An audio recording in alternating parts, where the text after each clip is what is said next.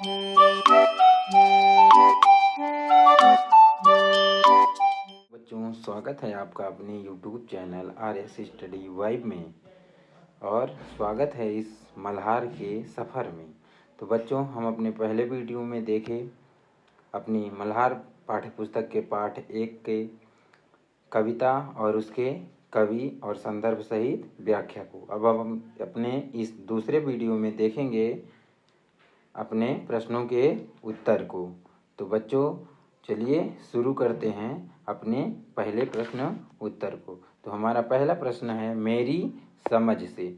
हमारा पहला प्रश्न है मेरी समझ से का प्रश्न है। नीचे दिए गए प्रश्नों का सटीक उत्तर कौन सा है उसके सामने तारा बनाइए। पहला है हिंद महासागर के लिए कविता में कौन सा शब्द आया है। तो उसके 4 ऑप्शन दिए हैं। पहला है चरण, दूसरा है हिमालय, तीसरा है वंशी और चौथा है सिंधु। तो बच्चों, हम लोग कविता में देखे थे कि हिंद महासागर के लिए कौन सा शब्द आया था, सिंधु शब्द आया था। अब हम अपना दूसरा प्रश्न देखेंगे। मातृभूमि कविता में मुख्य रूप से किसकी प्रशंसा की गई है।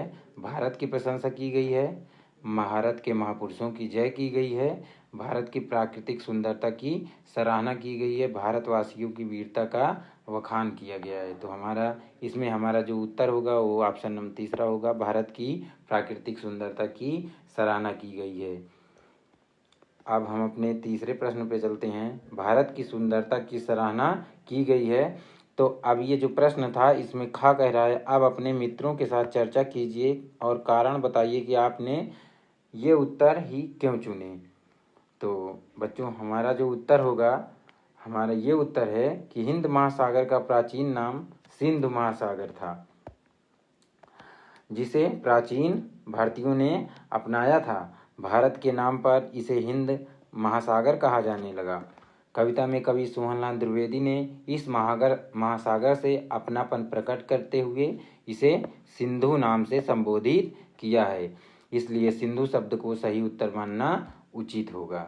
दूसरा है मातृभूमि कविता में सोहनलाल द्विवेदी ने भारत की भौगोलिक सुंदरता का विस्तार से वर्णन किया है और इसमें पर्वत, नदियों, वृक्ष, मलय पवन तथा घनी अमराइयाँ जैसी प्राकृतिक विशेषताओं की प्रशंसा की गई है। इस आधार पर यह स्पष्ट होता है कि कविता मुख्य रूप से भारत की प्राकृतिक सुंदरता की सराहना करती है। तो बच्चों, हम लोग जो अपना उत्तर चुने थे वह किस कारण से चुने थे ये हम लोगों ने देख लिया।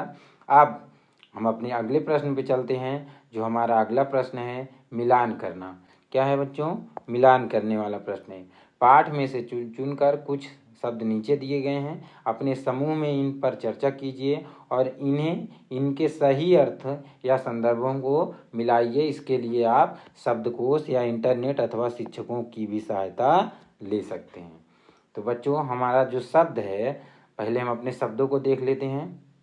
जैसे पहला हमारा शब्द है हिमालय, दूसरा है त्रिवेणी, तीसरा है मलय पवन, चौथा है सिंधु, पांचवा है गंगा यमुना, छठा है रघुपति, सातवां है श्री कृष्ण, आठवां है हमारा सीता और नौवां है गीता और 10वां है गौतम बुद्ध। तो अर्थ या संदर्भ में इन्हीं से हमको मिलान करना है। तो बच्चों, हम अपने मिलान की ओर चलते हैं। तो हमारा मिलान है शब्द है उसका अर्थ या संदर्भ। जैसे हिमालय, हिमालय क्या है? हम लोग पढ़े भी थे कि उत्तर में खड़ा हिमालय। तो भारत की उत्तरी सीमा पर फैली पर्वत माला जो हमेशा किससे ढके रहता है? ये हमारा बर्फ से ढका रहता है। अब दूसरा है त्रिवेणी। त्रिवेणी हम लोग पढ़े थे, उसमें 3 नदियों की मिली हुई धारा को क्या कहते हैं? संगम कहते हैं। तो त्रिवेणी क्या है? एक संगम। किसके संगम है? गंगा यमुना और सरस्वती की नदियों का संगम है। तीसरा है मलय पवन। मलय पवन कहाँ चलती है बच्चों? दक्षिण भारत के मलय पर्वत से चलने वाली जो सुगंधित वायु होती है उसे हम लोग क्या कहते हैं? मलय पवन कहते हैं। और चौथा है हमारा सिंधु। सिंधु क्या है? समुद्र भी है और एक नदी का नाम भी है। पांचवा गंगा यमुना। गंगा यमुना क्या है? भारत की प्रसिद्ध नदियां हैं और पवित्र नदियां भी हैं। छठा है हमारा रघुपति। रघुपति श्री रामचंद्र का एक नाम है, दशरथ के पुत्र थे। 7वां है श्री कृष्ण वासुदेव के पुत्र और वासुदेव थे। वसुदेव के पुत्र वासुदेव। सीता जनक की पुत्री थी जानकी। गीता एक प्रसिद्ध और प्राचीन ग्रंथ श्रीमद् भगवद गीता। इसमें वे प्रश्न और उत्तर संवाद हैं जो महाभारत में श्री कृष्ण और अर्जुन के बीच हुए थे। और 10वां हमारा है गौतम बुद्ध, एक प्रसिद्ध महापुरुष, बौद्ध धर्म के प्रवर्तक। कौन है बच्चों? प्रवर्तक हैं। अब हम लोग अपना इस प्रश्न को देख लिए मिलान करने वाले को। आगे हमारे प्रश्न जो आएंगे वह है पंक्तियों पर चर्चा। कविता में चुनकर कुछ पंक्तियां दी गई हैं, इन्हें ध्यान से पढ़िए और इन पर विचार कीजिए। आपको इनका अर्थ समझ में आया, अपने विचार कक्षा में अपने समूह में साझा कीजिए और अपनी लेखन पुस्तिका में लिखिए। तो हमारी जो पंक्ति हैं वह क्या है? वह युद्ध भूमि मेरी, वह बुद्ध भूमि मेरी, वह मातृभूमि मेरी और वह जन्मभूमि मेरी। तो बच्चों हम अपना देखते हैं उत्तर। इस पंक्तियों में कवि ने भारत की दो महान विशेषताओं युद्ध और बुद्ध का उल्लेख किया है। भारत को युद्ध भूमि कहा गया है क्योंकि यह वीरता, संघर्ष और धर्म की रक्षा के लिए किए गए युद्धों की भूमि रही है। महाभारत और रामायण जैसे ऐतिहासिक युद्ध, स्वतंत्रता संग्राम, विभिन्न वीरों के बलिदान इस भूमि की गौरवशाली परंपरा को दर्शाते हैं। साथ ही बुद्ध भूमि भी है। बुद्ध मतलब यहाँ पर गौतम बुद्ध भूमि, क्योंकि यहाँ अहिंसा, किसी को चोट न पहुँचाना, शांति और आध्यात्मिक ज्ञान का केंद्र रहा है। यहाँ गौतम बुद्ध ने जन्म लिया और करुणा, सत्य और अहिंसा का संदेश पूरे विश्व में दिया। कवि के अनुसार यही उनकी मातृभूमि और जन्मभूमि है, जिससे उनका गहरा लगाव और सम्मान जुड़ा हुआ है। ये था हमारा बच्चों प्रश्न और पंक्तियां थी और उसके उत्तर थे। अब हम अगला प्रश्न है सोच विचार किया होगा। अगला जो प्रश्न है हमको सोच विचार के में से पहला प्रश्न है कविता को एक बार फिर से पढ़िए और निम्नलिखित के बारे में पता लगाइए और अपनी लेखन पुस्तिका में लिखिए। कोयल कहाँ रहती है? तो बच्चों हम लोग कविता में पढ़े थे कि कोयल घनी अमराइयों या आमों के बागों में रहती है। दूसरा है तन मन को कौन संवारती है बच्चों? तो उसमें था मलय। मलय पवन, दक्षिण से बहने वाली शीतल हवा तन मन को संवारती है। झरने कहाँ से झरते हैं? झरने पहाड़ियों से झरते हैं, उत्तर है। चौथा है श्री कृष्ण ने क्या सुनाया था? श्री कृष्ण ने सुनाई वंशी मधुर गीता। तो मधुर बांसुरी बजाकर गीता का पावन ज्ञान सुनाया था। गौतम ने किसका यश बढ़ाया था? गौतम बुद्ध ने करुणा, सत्य, अहिंसा संदेश से हमारी मातृभूमि जन्मभूमि का यश बढ़ाया था।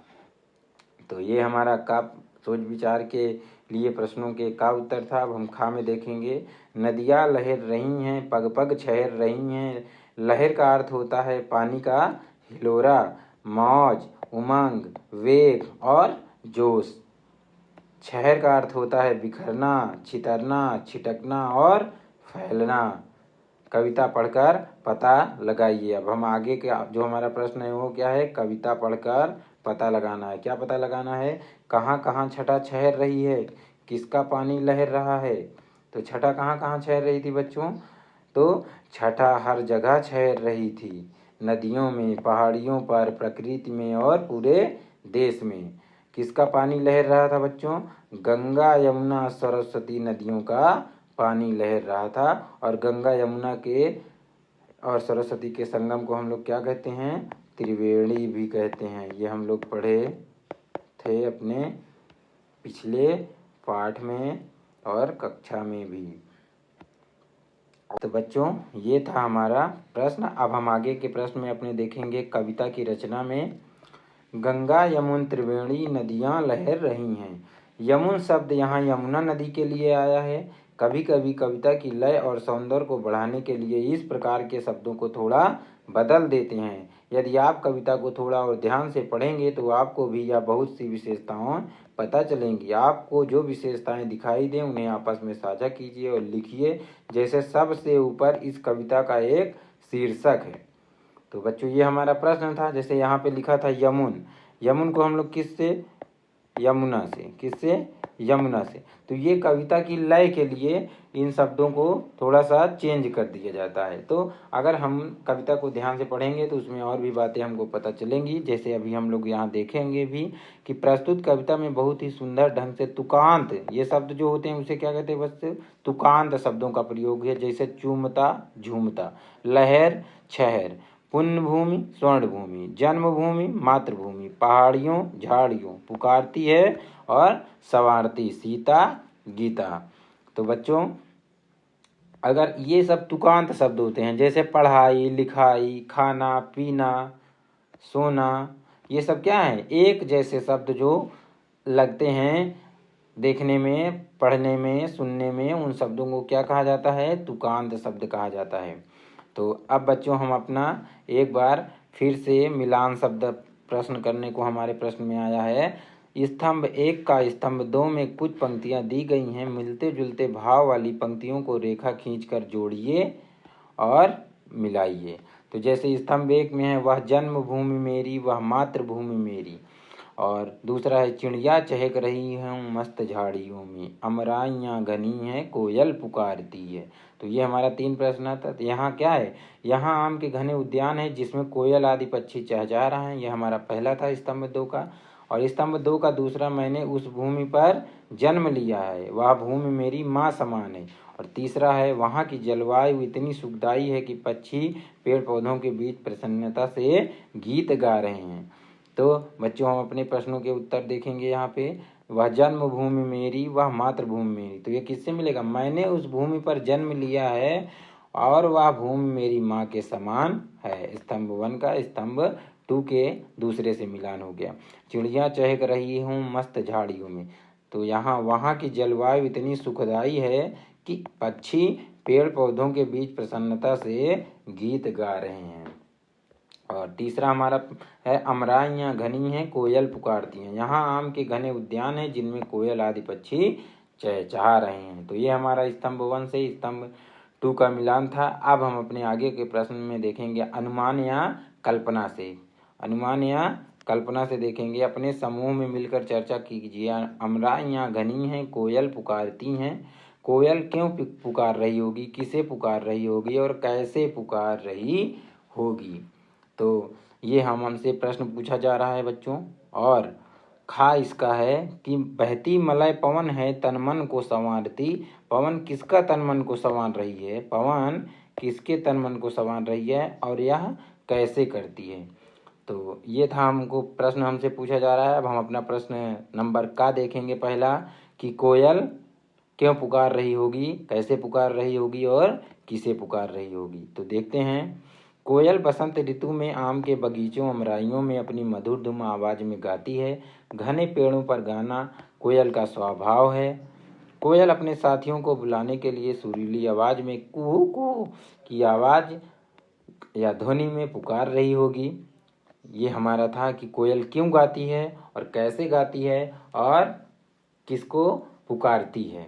अब हम अपना दूसरा इसी में कखा देखेंगे, मलय पर से आने वाली सुगंधित हवा सभी जीवों विशेषकर मनुष्यों के तन मन को ताजगी और स्फूर्ति प्रदान करती है। यह शीतल और सुगंधित हवा शरीर को ठंडक और मन को प्रसन्नता देती है, जिसे व्यक्ति तरोताजा महसूस करता है। तो जो मलय पवन थी वो कहाँ से आती थी बच्चों, भारत के दक्षिण भारत में, जैसे तमिलनाडु हो गया, केरल हो गया, इन सब राज्यों से, जो दक्षिण के राज्यों से बहने वाली ठंडी हवा को हम लोग मलय पवन कहते हैं।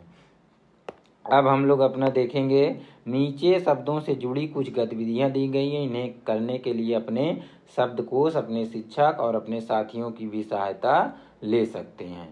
तो का हमारी पंक्तियां हैं, नीचे दी गई पंक्तियों को पढ़ना है। जगमग छटा निराली पग पग छहर रही है। इन पंक्तियों में पग शब्द 2 बार आया है, इसका अर्थ है हर पग या हर कदम पर। शब्दों के ऐसे ही कुछ जोड़े नीचे दिए गए हैं, इनके अर्थ लिखिए। तो बच्चों जैसे इसमें पग पग छहर रही है, तो इसका अर्थ है पग, हर पग या हर कदम, कदम पे क्या हो रही है, छहर रही है। तो वैसे घर घर है, बाल बाल है, सांस सांस है, देश देश है, पर्वत पर्वत है, तो हमारा क्या होगा? घर घर का मतलब हर घर में, हर घर में। घर घर का मतलब क्या होगा बच्चों? यहाँ लिखा भी है हर घर, हर घर या प्रत्येक घर में। बाल बाल का मतलब होता है मुश्किल से, बाल बाल का मतलब मुश्किल से। जैसे हम कभी कभी होता है कि कहीं जा रहे होते हैं तो लगता है कि बाल बाल बच गए, मतलब मुश्किल से बच गए। सांस सांस, हर सांस में, हर सांस में। देश देश, प्रत्येक देश में। पर्वत पर्वत, हर पर्वत या प्रत्येक पर्वत में। जहाँ कहीं भी बच्चों एक ही शब्द दो बार आए, वहाँ पर हमेशा हम लोग ध्यान देंगे कि उसे हम लोग क्या कह सकते हैं? प्रत्येक। प्रत्येक लगा के उस शब्द को लिख देंगे तो हमारा शब्द बन जाएगा। जैसे एक, और एक को हम लोग क्या लिख देंगे? प्रत्येक। एक एक को क्या लिखेंगे बच्चों? प्रत्येक। ऐसे ही शब्द होते हैं। अब ये था हमारा। अब हम अपना खास शब्दों को देखेंगे। वह युद्ध भूमि मेरी, वह बुद्ध भूमि मेरी।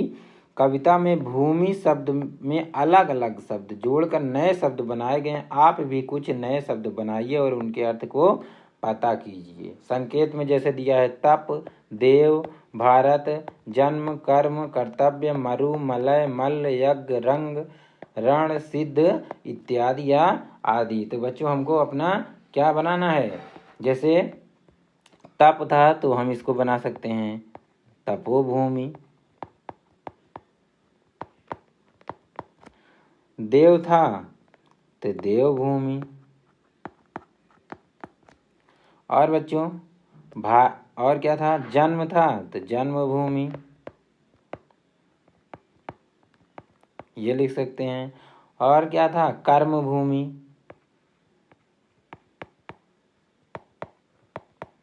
कर्म भूमि लिख सकते हैं। देवभूमि लिख दिए, जन्मभूमि, तपोभूमि। भारत था तो भारत भूमि लिख दो, भारत भूमि हो गया। और क्या था हमारा? मरुभूमि लिख सकते हो। मरु का मतलब होता है सूखा हुआ, भूमि का मतलब भूमि, जिसे हम लोग मरुस्थल भी कहते हैं, मरुभूमि। तो आगे के उत्तर में दिया भी गया है, आप लोग देखेंगे भी कि देखिए जैसे लिखा है तपभूमि। तपभूमि का किसे कहते हैं? वह स्थान जहाँ तपस्या की जाती है। जैसे ऋषियों मुनियों के आश्रम को हम लोग तपोभूमि कहते हैं। देवभूमि, देवताओं की भूमि को, जैसे हिमालय के क्षेत्र को देवभूमि भी कहा जाता है। भारत भूमि, भारत देश की भूमि। जन्मभूमि, जहाँ वह भूमि जहाँ हम लोग जन्म लेते हैं। कर्मभूमि, वह जहाँ पर हम लोग कोई कार्य करते हैं। जैसे मम्मी पापा लोग होंगे कि उनका घर तो कहीं और होगा लेकिन वह कार्य करने किसी और जगह जाते होंगे, तो वह हमारी क्या हो गई? कर्मभूमि। कर्तव्य, वह स्थान जहाँ कर्तव्यों का पालन किया जाता है या जिम्मेदारी को निभाने वाला स्थान को हम लोग कर्तव्य भूमि कहते हैं। मरुभूमि, रेगिस्तान, जैसे अभी बताया थार या मरुस्थल की भूमि। मलय भूमि, मलय पर्वतों क्षेत्र, दक्षिण भारत का हिस्सा हो गया। मल्ल भूमि, मल्ल मतलब मल्ल योद्धाओं की भूमि। यज्ञ भूमि का हो गया वह स्थान जहाँ पर यज्ञ किया जाता है। रंग भूमि, नाटक या प्रदर्शन के लिए निर्धारित स्थान, रंगमंच, उसे हम रंग भूमि कहते हैं। रणभूमि, युद्ध की भूमि, युद्ध का मैदान। सिद्ध भूमि, सिद्ध का मतलब जहाँ सिद्ध पुरुषों ने साधना की हो, तपस्या की हो, उसी भूमि को हम लोग क्या कह सकते हैं? सिद्ध भूमि। तो बच्चों हम लोग अभी ये देखे। अब हम लोग अपना और आगे के प्रश्न को देखते हैं। थोड़ा भिन्न थोड़ा समान, नीचे दी गई पंक्तियों को पढ़िए। जैसे जग को दया सिखाई, जग को दिया दिखाया। यहाँ दया और दूसरा क्या है? दिया में केवल एक मात्रा का अंतर है, दया और दिया। लेकिन एक मात्रा के कारण कभी कभी या हमेशा ही शब्द क्या होते हैं? शब्द का अर्थ पूरी तरह बदल जाता है। जैसे दया, दया का मतलब होता है यहाँ किसी की हम लोग करुणा या सहायता करते हैं। दिया का मतलब देने के लिए, और दिया का अर्थ एक दीपक भी होता है, जिसे हम लोग दीपक भी कहते हैं। तो अर्थ पूरी तरह क्या होता है बच्चों, बदल जाता है एक मात्रा के लिए। तो आप भी अपने समूह में मिलकर ऐसे शब्दों की सूची बनाइए जिनमें केवल एक मात्रा का अंतर हो, जैसे घड़ा घड़ी। तो हम लोग क्या बना सकते हैं बच्चों, उत्तर में हम अपना लिख सकते हैं दिन दीन, मेला मैला, अन्न अन्य, फल फूल, कल काल और। तो दिन का मतलब दिवस हो गया, दिन का मतलब होता है बच्चों गरीब। दिन का मतलब क्या होता है बच्चों यहाँ, गरीब। और दिन का मतलब तो दिवस होता ही है। जैसे मेला, मेला एक मेला हो गया, मैला, मैला का मतलब गंदा। अन्न, अन्न का मतलब होता है अनाज, और अन्य का मतलब और भी चीजें। फल ये हमारा हो गया, फूल तो जानते ही हैं। कल, कल मतलब आने वाला कल या बीता हुआ कल। और काल का मतलब होता है समय। क्या होता है बच्चों, समय। और भी जो भी चीजें हों, और मतलब उसके और, चारों ओर, ये हो गया। अब हम लोग अपने आगे के प्रश्न में देखेंगे, वंशी से श्री कृष्ण ने सुनाई वंशी पुनीत गीता। तो वंशी बांसुरी को कहते हैं। यह मुंह से फूंक कर बजाया जाने वाला एक वाद्य यानी बाजा है। नीचे फूंक कर बजाए जाने वाले कुछ वाद्य के चित्र दिए गए हैं। इनके नाम शब्द जाल से खोजिए और सही चित्र के नीचे लिखिए। तो बच्चों देखो, जैसे हमको ये एक सुडोकी की तरह हो गया, पजल की तरह, इसमें हम लोगों को बनाना है। और ऐसे सारे वाद्य यंत्र हैं जो मुंह से फूंक कर बजाए जाते हैं। तो जैसे बांसुरी हो गया, वायलिन हो गया, शहनाई हो गया। तो हम उत्तर में अपने देखते भी हैं बच्चों, यहाँ देखो लिखा भी है। ये हमारा बच्चों हो गया शहनाई, ये वाला पार्ट पूरा मिला के। और इधर देखो बच्चों क्या है, बांसुरी। ये क्या है, बीन, बीन बजाई जाती है। ये हमारा है सींगी, सींगी भी एक वाद्य यंत्र ही है जो किसे फूंक के बजाया जाता है, मुंह से। दूसरा है नाद स्वर, नाद स्वर। एक है भंकोरा और एक है अलगोजा। तो जो अभी हम अपने सारे वाद्य यंत्र को देखेंगे भी और लिखेंगे भी। ये क्या है हमारा, अलगोजा है, अलगोजा है। ये हमारा क्या है, बीम है। ये हमारा क्या है, बांसुरी। और ये क्या है, सींगी। ये है शहनाई। ये है नाद स्वरम। ये हमारा भंकोरा। और ये हमारा है शंख। तो बच्चों अपने वाद्य यंत्र को भी हम लोग देख लिए और अपने सारे प्रश्नों को देख लिए। तो बच्चों ये हमारा पहला पाठ जो मातृभूमि था उसके सभी प्रश्नों को हम लोग देखें और अच्छे से समझें और उसे जानें। तो बच्चों अब आप अपनी पढ़ाई को अच्छे से पढ़िए और अपने जीवन में नित्य दिन ऊंचाइयों को छूते रहिए। पूरी ईमानदारी के साथ में अपने एक एक प्रश्न को, एक एक पाठ को अच्छे से पढ़िए। और हमेशा आशा करते हैं आप लोग हमेशा स्वस्थ रहें और अच्छे से खेलिए, पढ़िए और आगे बढ़ते रहिए। तो इसी के साथ हम लोग अपने अब इस वीडियो से विदा लेते हैं और मिलते हैं आपको आपके अगले वीडियो में, जिसमें हम लोग पाठ 2 को पढ़ेंगे और उसके प्रश्न के उत्तर को भी जानेंगे। तो बच्चों इसी के साथ में आप इस YouTube चैनल को ज़्यादा से ज़्यादा शेयर करें और सब्सक्राइब करें और आगे शेयर करते रहें। तो बच्चों ठीक है, थैंक यू वेरी मच।